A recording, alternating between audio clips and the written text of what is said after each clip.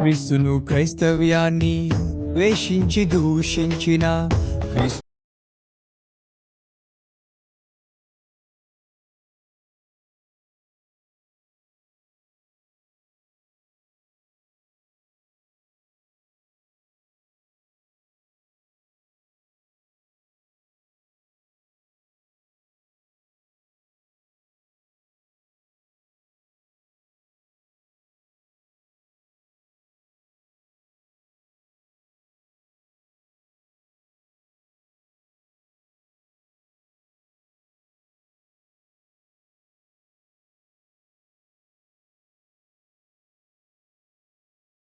ఈరోజు భారతదేశానికి క్రైస్తవ్యము వచ్చుండకపోతే, భారతదేశానికి క్రైస్తవ మిషనరీలు వచ్చుండకపోతే ఎక్కడ ఏం జరుగుతుందో ఏం తెలిసింది కదండి. ఫస్ట్ కూడా భారతదేశానికి ప్రింటింగ్ ప్రెస్ తెచ్చున్నాడు ఒక క్రైస్తవుడండి. భారతదేశంలో ఫస్ట్ గుండగా న్యూస్ పేపర్ ప్రింట్ చేసిన వాడు ఒక క్రైస్తవుడండి. భారతదేశానికి రైళ్లు పరిచయం చేసిన వాడు ఒక క్రైస్తవుడండి. ఈరోజు నీ కూతురు నా కూతురు బయటికి వెళ్ళి చదువుకోగలుగుతుందంటే పిల్లలకు ఆడపిల్లలకు చదువుకునే హక్కుండాలని పోరాటం సలిపిన వాడు ఒక భారత క్రైస్తవ మిషనరీ అండి. దేవునికి స్తోత్రం, హల్లెలూయా. క్రైస్తవ్యంలో వాక్యంలో దేవుడు దాచిపెట్టిన ఆ ప్రేమతత్వాన్ని ఇముడ్చుకున్నటువంటి క్రైస్తవ మిషనరీలు భారతదేశానికి వచ్చి మతాలకు అతీతంగా మూఢాచారాలకు వ్యతిరేకంగా ప్రయాణం చేశారు. మూఢాచారాలని అంతమొందించడానికి ప్రయత్నాలు చేశారు. దేవునికి స్తోత్రం. ఇక్కడ చాలామంది ఏమంటారు తెలుసా, బలవంతంగా మత మార్పులు చేసేసారండి అంటారు. నేనంటాను I'm extremely sorry for that word. నేను ఆ మాటకు ఒప్పుకోను. ఎందుకు ఒప్పుకోను చెప్తాను చూడండి. లెట్ దేర్ బి ఇండియా అనేటువంటి పుస్తకంలో 72వ పేజీ అందులో ఒక మాట ఉంది, translation of Ramayana. Carey was involved in the translation of Sanskrit works into the English and also works written in foreign languages into Sanskrit. On the recommendation of Carey, the Ramayana, the most popular epic of India, was selected for the first step. Accordingly, the first volume of English translation of the Ramayana, translated by Carey and Joshua Marshman, was published from the Serampur Mission Press in 1806. 1806వ సంవత్సరంలో William Carey అనేటువంటి ఒక దైవజనుడు రామాయణాన్ని ఇంగ్లీష్లో ఒక translation చేసి దాన్ని publish చేసాడు. ఎవడండి మిషనరీలు వచ్చి మతాన్ని మార్చిన అన్నవాడు. వాళ్ళ మతాల జోలికి పోలే. వాళ్ళు వెళ్ళిన వాళ్ళు చేసిన పని అంతా ఏంటో తెలుసా, దేశాన్ని సంస్కరించడం, మూఢత్వాన్ని మట్టు పెట్టడం. అర్థమైన వారు దేవునికి స్తోత్రం, హల్లెలూయా. బుర్ర తక్కువ వాళ్ళు, జ్ఞానం లేని వాళ్ళు ఒకవేళ ఈ మాట చెప్తున్నాను నేను, ఒకవేళ భారతదేశంలో గాక క్రైస్తవ్యాన్ని విస్తరించడానికి మత మార్పులు చేస్తే, బలవంత మార్పులు చేస్తే భారతదేశం ఇప్పుడు కాదు, బ్రిటిష్ వాళ్ళు ఉండగానే భారతదేశం అంటే క్రైస్తవ దేశంగా మార్పు. దేవునికి స్తోత్రం. ఇప్పుడు దాకా ఎందుకు ఉంటుంది? ఇప్పుడు కాక క్రైస్తవుడు అనేవాడు బలవంతంగా మత మార్పిడి చేయాలనుకుంటే ఇప్పుడెందుకు? ఎప్పుడో ఒక్క 5 రోజులు కాక క్రైస్తవుడు ఉన్న సంఘాలన్నీ కలిసి డబ్బులు పోగబెట్టి బలవంతంగా మత మార్పిడి చేయాలనుకుంటే 5 రోజుల్లో భారతదేశంలో ఉన్న అందరూ కూడా క్రైస్తవులు అయిపోతారు. కానీ వీఆర్ నాట్ డూయింగ్ ఇట్. మేము బలవంతంగా మతాలు మార్చాలడానికి ఇక్కడ లేమో. దైవిక చింతన కలిగిన వారికి దేవుడు ఎవరో చెప్పడానికి ఉన్నాం. నీకు ఇష్టమైతే దేవుణ్ణి తెలుసుకో, నచ్చకపోతే నీకు నచ్చిన వాడి దగ్గరికి వెళ్ళి ప్రార్థన చేసుకో. అర్థమైన వారు దేవునికి స్తోత్రం, హల్లెలూయా, హల్లెలూయా. భారతదేశానికి క్రైస్తవ్యము వచ్చుండకపోతే మనకు విద్య చెప్పేవాడు ఏడండి, మనకు చదువు నేర్పేవాడు ఏడి? చాలామంది అంటారు, వినాలి, చాలామంది ఏమంటారు తెలుసా, భారతదేశానికి క్రైస్తవులు రాకమునిపే బాగా ఉన్నతమైనటువంటి విద్యాలయాలు ఉన్నాయి అంటారు. మహాభారతంలో ఒక స్టోరీ జ్ఞాపకం చేస్తాను. నేను మతం గురించి చెప్పట్లేదు, విద్య సంస్కరణ కోసం మాట్లాడుతున్నాను. మహాభారతంలో ఒక విద్యార్థి ఉంటాడు, ఆయన పేరు ఏకలవ్యుడు. ఎవరు? ఏకలవ్యుడు ద్రోణాచార్యుడి దగ్గరికి వెళ్ళి అడుగుతాడు, అయ్యా నాకు విలువిద్యను నేర్పించు అని. ద్రోణాచార్యుడు అంటాడు, నీవు క్షత్రియ కులానికి చెందినటువంటి వాడు కాదు, రాజ కుటుంబానికి చెందిన వాడు కాదు, నేను నీకు విద్య నేర్పించను, పోవతలుగా అంటాడు. అప్పుడు ఈ ఏకలవ్యుడు ద్రోణాచార్యుని యొక్క విగ్రహాన్ని తీసుకుని ఒక అడవిలో కూర్చుని బాగా జ్ఞానవృద్ధి పొందుకోవడం కోసం, విద్యాభివృద్ధి పొందుకోవడం కోసం, విలువిద్య నేర్చుకోవడానికి కోసం ఆ యొక్క ద్రోణాచార్యుని యొక్క విగ్రహం ముందర విద్య ఏం చేస్తాడంటే ప్రాక్టీస్ చేస్తాడు. He practice for himself, there is none to help him. అతనికి సహాయం చేయడానికి ఎవరు లేడు. He learned it for himself. Even Dronacharya also not taught him. ఎక్కడ ఒక్క మాట కూడా ద్రోణాచార్యుడు ఏకలవ్యుడికి చెప్పలేదు. ఒకరోజు ఒక సందర్భం వచ్చింది, ద్రోణాచార్యుడు ఏకలవ్యుడు ఎదురుపడినటువంటి సందర్భం. అప్పుడు ద్రోణాచార్యుడు అడిగాడు ఏకలవ్యుని, ఎరా నాకంటే బాగా విలువిద్య చేస్తున్నావు, ఎవరు నేర్పడి నీకు? అయ్యా రండి నా గురువు గారిని చూపిస్తాను అని తీసుకెళ్ళి చూపిస్తే అక్కడ ద్రోణాచార్యుని యొక్క విగ్రహం కనబడుద్ది. ఎప్పుడైతే ద్రోణాచార్యుని యొక్క విగ్రహం కనబడిందో ద్రోణాచార్యుడు అనుకుంటాడు, అంటే నీకు గురువు నేనేనమాట. అవును సరే, అవునాచార్య మీరే నాకు గురువుకి లేదు. మరి నువ్వు నాకు గురువు, దాన్ని ఏమంటారు, గురుదక్షిణ ఇవ్వా? అయ్యా మీరు అడిగితే ఏదైనా ఇస్తాను. అడగండి సార్, గురుదక్షిణ ఇస్తాను. గురుదక్షిణ తీసుకోవడానికి నువ్వు అర్హుడివేనా? అసలు ఏదైనా ఇస్తావా? అయ్యా అడగండి ఇస్తాను. అయితే నీ బొటన వేలు ఇచ్చే అన్నాడు. ఇది న్యాయమేనా? నీ వాడికి చెప్పలేదు, నువ్వు వాడికి నేర్పించలేదు, వాడేదో కష్టపడి నేర్చుకుంటే వాడికి ఆ విద్య చేతికి అందరాకుండా వాడు బటన్ వేలు అడిగేస్తావా? కారణం ఏంటో తెలుసా? నీవు అగ్రకులానికి చెందిన వాడవో కాదు. నేను మతాల గురించి మాట్లాడలేదు, మళ్ళీ చెప్తున్నాను. ఇక్కడ ఉన్నటువంటి మూఢాచారాల గురించి మాత్రం మాట్లాడుతున్నాను. ఒక రాజ్యానికి రాజకుమారుడు అనేటువంటి ఏకలవ్యుడికే చదువు చెప్పలేదు, మట్టిలో పడున్న నీకు నాకు చదువు ఎవడు చెప్తాడు? అర్థమైన వాళ్ళు దేవునికి స్తోత్రం. ఏకలవ్యుడు is not a simple man, he's the prince of the nation. ఒక రాజ్యానికి అతడు రాజకుమారుడు. స్టిల్ అతను చదువు చెప్పడానికి నిరాకరించాడండి. నీకు నాకు చదువు చెప్పి మనల్ని విద్యావంతులు చేస్తారని ఎవడైనా కబుర్లు చెప్తే ఎవడు నమ్ముతాడు? ఒకవేళ భారతదేశానికి క్రైస్తవ మిషనరీలు వచ్చి ఎక్కడ పడితే అక్కడ స్కూళ్ళు ఏర్పాటు చేశారు గనుకనే ఈరోజు మనం చదువుకోగలిగాం. దేవునికి స్తోత్రం. హల్లెలూయా, హల్లెలూయా. మిషనరీలు ఒక్కలే చేశారని నేను అనడం లేదు. మిషనరీలతో పాటు వీళ్ళు చాలామంది సామాజిక స్పృహ కలిగినటువంటి అనేక మంది నాయకులతో కలిసి పనిచేశారు. They spend the money. Missionary spend చేశారు, మనీ స్పెండ్ చేశారు.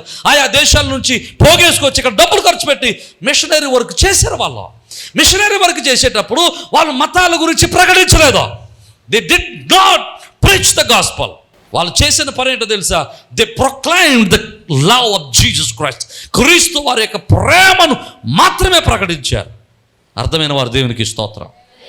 ఆ రోజు వాళ్ళ మతాన్ని ప్రకటించుంటే హైందవ మతం మూలాలు లేకుండా పోయేదండి. హైందవ మతం మూలాలు లేకుండా పోయేది. చాలామంది మీకు ఇంకో మాట చెప్తాను, ఈ మాట చెప్పను వాడినాను. భారతదేశానికి స్వతంత్రాన్ని ఎవరు తీసుకొచ్చారంటున్నారు? ఇప్పుడు మామూలుగా చెప్పుకునే మాట అది కాదో అవునో తర్వాత విషయం. అసలు మనం అనుకునే మన పాఠ్య పుస్తకాల్లో ఉండేటువంటి మాట ఏంటంటే మహాత్మా గాంధీ గారు భారతదేశాన్ని స్వతంత్రం తీసుకొచ్చాడంటాడు. అసలు గాంధీకి జ్ఞానం ఎక్కడి నుంచి వచ్చింది? గాంధీకి చదువు ఎవడు చెప్పాడు భారతదేశంలో? గాంధీ గారు దాన్ని ఏమంటారు, బారిస్టర్ చేశాడు. ఎక్కడ చేశాడు ఈయన బారిస్టరు? ఎక్కడ చేశాడు బారిస్టరు? He went England. ఆయన ఇంగ్లాండ్కి వెళ్ళాడు. ఇంగ్లాండ్ ఎవడున్నాడు? మీ తాత ఉన్నాడు అక్కడ. అక్కడ ఉన్నాయండి క్రైస్తవ మిషనరీ స్కూల్స్ అవన్నీ, అక్కడ ఉన్నాయండి క్రైస్తవ సంస్థలు అవన్నీ, క్రైస్తవ సంఘాలు అవన్నీ. నువ్వు వెళ్ళి అక్కడ చదువుకొని వచ్చి ఇక్కడ భారతదేశంలో స్వతంత్ర సమరయోధులు చేశావు. నీ మూలం ఎక్కడుంది? చెప్పట్లేదు. దేవునికి స్తోత్రం చెప్పండి. హల్లెలూయా. ఈరోజు జ్ఞాపకం చేస్తున్నాను, ఇది క్రైస్తవ దినోత్సవం. We have to understand the importance of the Christianity. భారతదేశంలో క్రైస్తవ యొక్క విశిష్టతను మనం తెలుసుకోవాలా, క్రైస్తవ విశిష్టతను తెలుసుకోవాలా. ఈరోజు త్రాగుబోతులు మార్చేవాడు ఎవడండి? తిరుగుబోతులు మార్చేవాడు ఎవడండి? ఈరోజు బూతులు తిట్టేవాడు తిట్టకూడదని చెప్పిన వాడు ఎవడండి? అర్థమైన వారు దేవునికి స్తోత్రం. హల్లెలూయా. భారతదేశంలో క్రైస్తవ విస్తరణ జరిగింది కనుకని భారతదేశంలో నాగరికత అభివృద్ధి చెందింది. హల్లెలూయా, హల్లెలూయా. లేకపోతే ఈరోజు నేను ప్యాంటు సొక్క వేసుకోకుండా కదండి, మూతికి ముంత వెనకాల తాటాకు పట్టుకుని చేతిలో గంట పట్టుకుని తిరగవలసిన పరిస్థితి నాది. ఆనాడు విద్యాభివృద్ధిని చేశారు కనుక, విద్యను ఉచితంగా పంచిపెట్టారు కనుక క్రైస్తవ మిషనరీలో భారతదేశపు అనేకమైన సాంఘిక సంస్కర్తల చేతులు కలిపి పనిచేశారు కనుకన, వాళ్ళు కమిట్మెంట్తో భారతదేశానికి వచ్చారు కనుక భారతదేశం ఇప్పుడు వెలుగుమయంగా ఉంది. దేవునికి స్తోత్రం. హల్లెలూయా. ఎవడన్నా కాదనగలరా దీన్ని? ఏదైనా కాదనగలరా? సామాజిక స్పృహ తీసుకొచ్చిన వాళ్ళు వారు, ఆర్థికపరమైన స్పృహ తీసుకొచ్చిన వాళ్ళు. భారతదేశానికి బ్యాంక్ వ్యవస్థ లేనప్పుడు విలియం కేరట్కు వచ్చాడండి బ్యాంక్ వ్యవస్థ భారతదేశానికి. నీ డబ్బులన్నీ దళారులు దొంగిలిస్తూ ఉంటుంటే, నాయన దళారుల చేతులు కదా పెట్టేది, బ్యాంక్ చేతులు పెట్టుకో, బ్యాంకులు పెట్టుకో, నీకు కావాల్సినప్పుడు డబ్బులు తీసుకొచ్చావు, బ్యాంకులో డబ్బులు పెడితే వడ్డీ వచ్చుద్ది, దాన్ని ఉపయోగించుకుని నీ భవిష్యత్తును కట్టుకోవచ్చు అని చెప్పిన వాడు ఒక క్రిస్టియన్ మిషనరీ. భారతదేశానికి పోస్ట్ ఆఫీస్ని పరిచయం చేసిన వాడు ఒక మిషనరీ. దేవునికి స్తోత్రం. హల్లెలూయా. భారతదేశానికి ఒక పరిజ్ఞానాన్ని అలవాటు చేసిన వాడు, పరిజ్ఞానాన్ని పంచిన వాడు క్రిస్టియన్. 1997 సంవత్సరం, నా దగ్గర ప్రింట్అవుట్ తీసాను కానీ తేలేదు. 1997 సంవత్సరం ఇండియా టుడే అనేటువంటి ఒక మ్యాగజైన్లో ఒక ఆర్టికల్ రాశారు. ఆ ఆర్టికల్లో వాళ్ళు చెప్పిన మాట ఏంటో తెలుసా? 1997 సంవత్సరంలో భారతదేశంలో ఒక టాప్ 10 యూనివర్సిటీస్ ఉన్నాయి. టాప్ 10 యూనివర్సిటీస్, టాప్ 10 అనమాట. ఆ టాప్ 10 యూనివర్సిటీస్లో 5 యూనివర్సిటీలు క్రైస్తవ మిషనరీలు ఏర్పాటు చేసినాయే. దేవునికి స్తోత్రం చెప్పాడు. హల్లెలూయా. ఎవడండి భారతదేశానికి క్రైస్తవం ఏం చేసింది అన్నవాడు? భారతదేశానికి వెలుగు తీసుకొచ్చింది క్రైస్తవ్యం. దేవునికి స్తోత్రం. మతాన్ని తీసుకురాలేదు, సంస్కరణ తీసుకొచ్చింది క్రైస్తవ్యం. మూఢత్వాన్ని పారద్రోలింది క్రైస్తవ్యం, మతాన్ని కాదు. We are not against the religion. మేము ఒక మతానికి వ్యతిరేకులం కాదు, మేము మతాన్ని ప్రకటించడానికి లేదు. మేము నమ్మిన దేవుడు ఎవరో, దేవుడు ఎలా ఉంటాడో, దేవుడి ప్రేమ ఎలా ఉంటుందో చూపించడానికి ఉన్నాం. మా ప్రేమను నమ్మితే, మా దేవుని యొక్క విశిష్టత నీకు అర్థమైతే, నీకు నచ్చితే రా, నచ్చకపోతే నీకు ఇష్టం వచ్చినట్టు వెళ్ళు. You are not forcing you to come into the Christianity. దేవునికి స్తోత్రం. హల్లెలూయా. చాలామంది ఇప్పుడు ఏమంటారంటే, మాకు క్రైస్తవ మతం వద్దు అని. ఎందుకు భయపడుతున్నారు క్రైస్తవ్యానికి? క్రైస్తవ్యానికి భయపడడానికి గల ప్రధానమైన కారణం చెప్తే చూడండి. వాళ్ళందరికీ తెలుసు యేసే నిజమైన దేవుడని, యేసులోనే దైవత్వం ఉందని వాళ్ళకి తెలుసు, యేసులోనే దైవత్వ లక్షణాలు ఉన్నాయని తెలుసు. Still they are against the Christianity just because of వాళ్ళ మతానికి మనుగడ ఉండదని. కానీ మతానికి మనుగడ ఉన్నా లేకపోయినా మనిషి యొక్క ప్రాణం మాత్రం ఉండదండి. ఇక్కడ మనుషుని యొక్క ప్రాణం పోతే, మతం గురించి చూసుకుంటే మనుషుని యొక్క ప్రాణం పోయేటట్టు వారికి నిత్యత్వం ఇచ్చేవాడు ఎవడో? ఈరోజు మనం జ్ఞాపకం చేసుకుందాం. భారతదేశంలో కొంచెం స్వతంత్రత ఉందండి. ఇప్పుడు స్వతంత్రత ఉంది. దేవునికి స్తోత్రం. ఇప్పుడు ఉన్నటువంటి రాజ్యాంగంలో మనకు ఒక చక్కని హక్కులు ఉన్నాయి. ఏంటి హక్కులు? భారత రాజ్యాంగ నిర్మాత Babasaheb Ambedkar is a very intelligent fellow. మన భారతదేశానికి అంబేద్కర్ అంటే ఇష్టం ఉండదు, కానీ ప్రపంచ దేశాల్లో అంబేద్కర్ అంటే పడి చచ్చిపోయే వాళ్ళు ఉన్నారండి. అందుకోసమే భారతదేశం అంబేద్కర్ గుర్తించలేదు, కానీ ప్రపంచ దేశాలు గుర్తించి అసలు ప్రపంచ విద్యా దినాన్ని ఏర్పాటు చేశారు. ప్రపంచ విద్యా దినం. It's world educational day. భారతదేశం కాదు, ప్రపంచమంతటికి విద్యా దినం అంబేద్కర్ పుట్టినరోజు. దేవునికి స్తోత్రం. నువ్వు గుర్తింతే అంత, నువ్వు గుర్తించకపోతే అంత కాదండి. నువ్వు కాదన్నంత మాత్రాన వెలుగు చీకటిగా మారదా. నువ్వు తృణీకరించినంత మాత్రాన జ్ఞాని ఎప్పుడు కూడా అనగొట్టబడడా. ఏదో ప్రక్క నుంచి జ్ఞానం లోకానికి ప్రకటింపబడుతూనే ఉంటుంది. దేవునికి స్తోత్రం. హల్లెలూయా.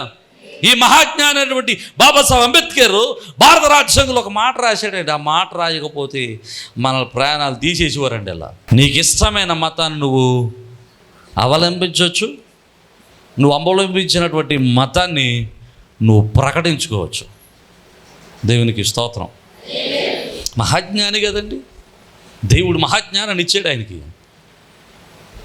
ఆ మహాజ్ఞాని రాబోతున్న సంవత్సరాలన్నీ ఆలోచన చేసి రాశాడండి. అందుకోసం అంబేద్కర్ అంటే పడతలకే. నీకు ఇష్టం వచ్చిన మతాన్ని భారతదేశంలో నువ్వు అవలంబించవచ్చు, మతంలో చేరవచ్చు. నువ్వు చేరిన మతాన్ని నువ్వేం చేయొచ్చు, ప్రకటించుకోవచ్చు. నిన్న మొన్న ఒక యవనస్తుడు ప్రకటన చేస్తున్నాడు, సువార్త ప్రకటన చేస్తున్నాడు రోడ్డంబట. ఎవడో వచ్చి రా ఎందుకు యాత్ర ఎక్కడ అన్నాడు. మనమైతే ఏమంటాం, బాబా ఏం కదిలిపోతాం బాబా అన్నా. కానీ ఆ కుర్రాడు ఏమన్నాడు తెలుసా, నీకు ఇష్టమైతే తినవయ్యా, కష్టమైతే నానే. మా ఊర్లో ఎందుకు చేస్తున్నాం? మా ఊరు కాదు, మీ రోడ్డు మీద చేస్తున్నాను. ఇది గవర్నమెంట్ రోడ్డు, ఇది నీ బాబు సొత్తు కాదు.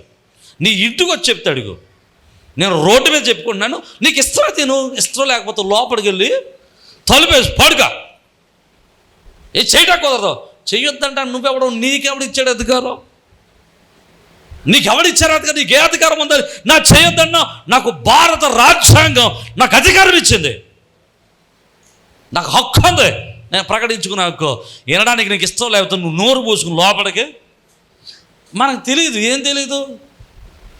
భారత రాజ్యాంగంలో అసలు ఈ అవకాశం ఉందన్న విషయమే తెలీదు. మనం అసలు ఈ భారత రాజ్యాంగం గురించి ఎవరైనా చెప్తే వింటే కదా మనం. ఎవరు చెప్పిన మాటలు వింటాం? ఓ ఎమ్మెల్యే గారు వచ్చి ఇదిగో మీకు లోన్లు ఇస్తాం, మీ దాన్ని ఏమంటారు, ఆ రైతు భరోసా ఇస్తాం, అది ఇస్తాం, ఇది ఇస్తామంటే అది బాబో చెవులు చేట్లాగా చేసుకుని వింటాం. అది ఎవడైనా ఒక డిఎస్పీఓ ఎవడో వచ్చి అమ్మ అంబేద్కర్ విశిష్టత చెప్తాం, అంబేద్కర్ గురించి చెప్తాం, అంబేద్కర్ రాసిన రాజ్యాంగం గురించి చెప్తామంటే ఏడు చేయదవా నడు పది పోదాం, ఎందుకు వచ్చి అదొస్తూ చెప్తారంటే వెళ్ళిపోతాం మనం. సినిమా అయితే కదండి, సినిమా కాక ఎత్తన్నామంటే ఎక్కడెక్కడ లేని వాళ్ళు అందరూ ముసలోళ్ళు కూడా చేపలు ఏంటయ్యి సంచులు జోబుల్లో పట్టుకొని, సంకలో పెట్టుకుని సంచులు, పేటలు అవుతాయి పేటలో, కుర్చీలు అయితే కుర్చీలు, ఎంత దూరం మీద నడిచేస్తాం. అమ్మ రాజ్యాంగం గురించి చెప్తావు రండి అమ్మ అంటే దేవునికి స్తోత్రం. అందుకోసమే మన బ్రతుకులు ఎలాగ ఏడుతున్నాయండి. అందుకని మనం ఎలాగున్నాం, మనకు రాజ్యాంగం తెలియక, నీ చేతిలో ఉన్న ఓటు హక్కు నీకు తెలియక. అంబేద్కర్ చక్కని మాట అన్నాడు, మా ఊళ్ళకి ఎప్పుడైతే ఆ ఓటుకి తెలుస్తుంది అప్పుడు వాళ్ళు రాజులు అవుతారే. మనం ఎప్పుడు బానిసలాగే బతుకుతున్నాం. బానిస అంటే గుర్తు వచ్చింది, మర్చిపోను, నేను రాసుకోవటం రాసింది మర్చిపోను, పుస్తకంలో చదివాను ఇందాకే. భారతదేశానికి క్రైస్తవ్యం రాకమునుపు బానిసలు ఉండేవారట. వీళ్ళంటే అమ్మేసుకొచ్చట, కొనుక్కొచ్చట. మన బతుకులకి దేవునికి స్తోత్రం. హల్లెలూయా. ఆ బానిస వ్యవస్థను రద్దు చేయడానికి భారతదేశ ప్రజలను పురుకొల్పిన వాళ్ళు క్రైస్తవ మిషనరీస్. దేవునికి స్తోత్రం. హల్లెలూయా. మనం బానిసలుగా బ్రతకడానికి ఉంటున్నాం, కానీ మనం హక్కులు తెలుసుకుంటే రాజులాగా బ్రతకొచ్చండి. నీకు మంచి మాట చెప్తాను, చాలాసార్లు చెప్తాను, మరోసారి చెప్తున్నా. నీ చేతిలో ఓటు ఉంది కనుకే ఎమ్మెల్యే ఎంపీ వచ్చి ఎరా అనుభవు బాగున్నావా అంటే అయ్యో మనం పొగ్గితే ఎమ్మెల్యే గారు నా అనుభవం నేను. అది నీ మీద ప్రేమ కాదు, నువ్వు అనుకుంటున్నావు నేను అంటే నా ఎమ్మెల్యే గారికి ఎంత ప్రేమ, మా నాయకుడికి నేను అంటే ఎంత ప్రేమ అని. అదో ప్రేమ, అదే ప్రేమ. ప్రేమ ఉంటే లోన్ ఎట్టకుండా 1,00,000 రూపాయలు ఇచ్చిల్లు కట్టమనాలి. కడతాడా?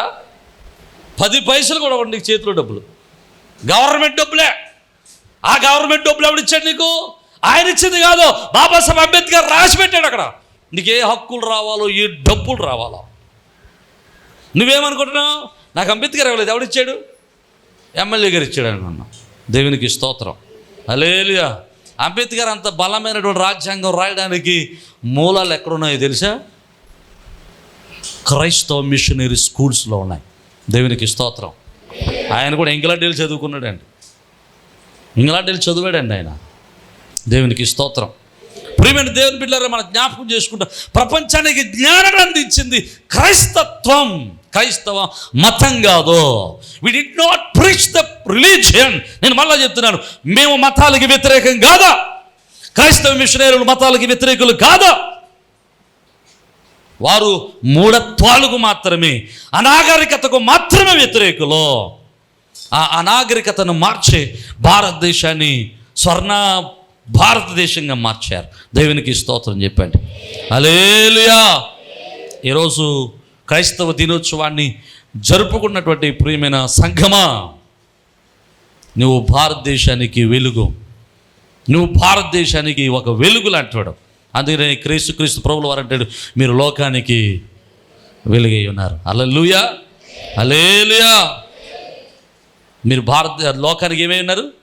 భారతదేశంలో ఉన్న మనం భారతదేశానికి ఏమై ఉన్నాం? వెలుగై ఉన్నాం. దేవునికి స్తోత్రం. హల్లెలూయా. నేను ఓటు గురించి చెప్పి ముగింతానే, మర్చిపోను, సగం చెప్పాను. నీ దగ్గర కాక ఓటు హక్కు లేకపోతే మన పరిస్థితి ఎట్లా ఉంటుందో చెప్తాను చూడండి. ఒకసారి నేను ఏలూరు వెళ్తున్నాను. ఏలూరు వెళ్తుంటే డబల్ లైన్ కదా, యువతల లైన్లోంచి నేను వెళ్ళిపోతున్నాను. అవతల లైన్లో ఒక ఆవుని ఎవడో లారీ వాడు గుద్దేశాడు. దాన్ని చట్ట ఇరిగిపోయింది. అంటే కాళ్ళు ఇలాగ ఉన్నాయి, ఇలాగ వచ్చేసాయి. అది లెగలేకపోతుంది అనమాట. ఆ రోడ్డు అంటే కార్లు వెళ్తున్నాయి, మంత్రుల కార్లు వెళ్ళి ఉంటాయి, ఎమ్మెల్యేల కార్లు వెళ్ళి ఉంటాయి, కలెక్టర్ కార్లు వెళ్ళి ఉంటాయి. మెయిన్ రోడ్డు కదా, బైపాస్. డబ్బులు ఉన్న వాళ్ళ కార్లు వెళ్ళి ఉంటాయి, డబ్బులు లేని వాళ్ళ కార్లు వెళ్ళి ఉంటాయి. కొన్ని వందల మంది ప్రయాణం చేస్తున్నారు రోడ్డు మీద. ఒక్కడ కూడా ఆగి ఆ ఆవుని పక్కకెట్టినోడు లేడు. ఎందుకు తెలుసా? ఆవుకి ఏం లేదు. అర్థమైతే దేవునికి స్తోత్రం. హల్లెలూయా. నీ బతుకు కూడా అంతే. దాన్ని అర్థం చేసుకుని బ్రతకండి. భారతదేశంలో మనం లోకానికి, దేశానికి వెలుగుగా బ్రతుకుదాం. దైవాశీర్వాదాలు మనం పొందుకుందాం. భారతదేశంలో జీవిస్తున్నటువంటి మనము భారతదేశానికి వెలుగుగా జీవించి మన భావితరాలకు వెలుగునిద్దాం. క్రీస్తు ప్రేమను చాటుదాం. అట్టి కృప దేవుడు మనందరికీ దయచేయునుగాక. తలలు వంచండి, చిన్న ప్రార్థన. ఈరోజు భారతదేశంలో ఆయన తన ప్రేమను చాటి చెప్పినటువంటి దేవుడు. ఆయన నా దేశాన్ని ప్రేమిస్తున్నాడు. క్రీస్తుకు పూర్వం నుండి నా దేవుడు నా దేశాన్ని ప్రేమిస్తున్నాడు. క్రీస్తు వచ్చిన తర్వాత ఆయన నా దేశాన్ని మరింతగా ప్రేమించి తనకి దగ్గరగా ఉన్నటువంటి శిష్యుని భారతదేశానికి పంపించాడు. ఆయన తన శిష్యుని పంపించడం ద్వారానే కాదు, అనేక మంది దైవజనులను పురికొల్పి భారతదేశానికి పంపించాడు. ప్రియమైన సంఘమా, దేవుడు నిన్ను ప్రేమిస్తున్నాడు. భారతదేశమా, నా యేసయ్యను ప్రేమిస్తున్నాడు. భారతదేశమా, నా యేసయ్యను దృష్టిస్తున్నాడు. భారతదేశమా, నువ్వు యేసయ్యకు కావాలి. భారతదేశమా, క్రీస్తు సింహాసనము ఇక్కడ స్థాపింపబడునుగాక. భారతదేశములో యేసు వారి సింహాసనము స్థాపింపబడునుగాక. భారతదేశములో క్రీస్తు సువార్త ప్రకాశము ప్రకాశించునుగాక. భారతదేశము యేసుకు సత్తమగునుగాక.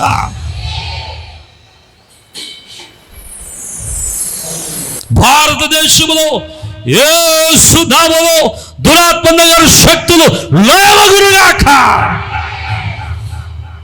భారతదేశంలో పరలోకుడి పడిన ఓ త్రోసివేయబడిన దూతల యొక్క సమూహము పారద్రోలబడునుగాక.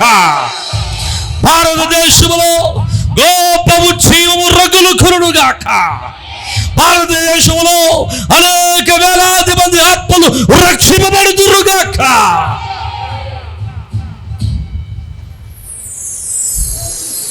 దేవానికి స్తోత్రాలు.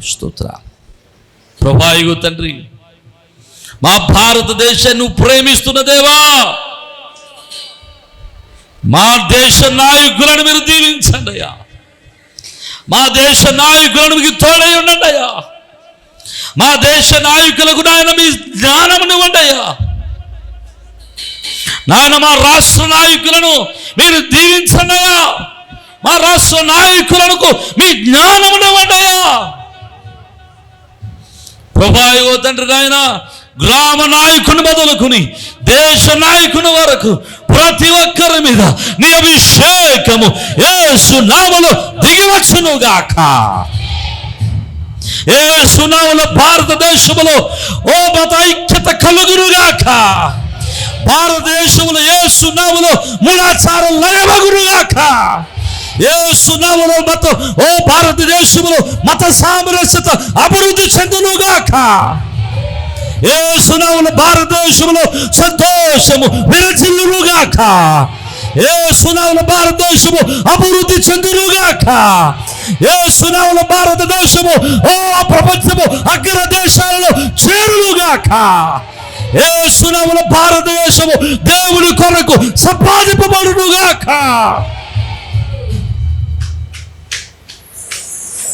ప్రార్థన చేద్దాం. పరిశుద్ధుడు అయిన తండ్రి నీకు స్తోత్రాలు. ఈరోజు వినిన వాక్యాన్ని మా హృదయాలు నాటిపోచేయండి. వినిన మాటలన్నీ మా మనసులో స్థిరపరచండి. నీ కృప చేత బలపరిచి ఆదరించమని, సమస్తమైన ఘనత మహిమ మీరే పొందుకునమని యేసు పరిశుద్ధ నామమున బట్టి స్తుతించున్నాం మా పరమ తండ్రి. ఆమేన్, ఆమేన్, ఆమేన్.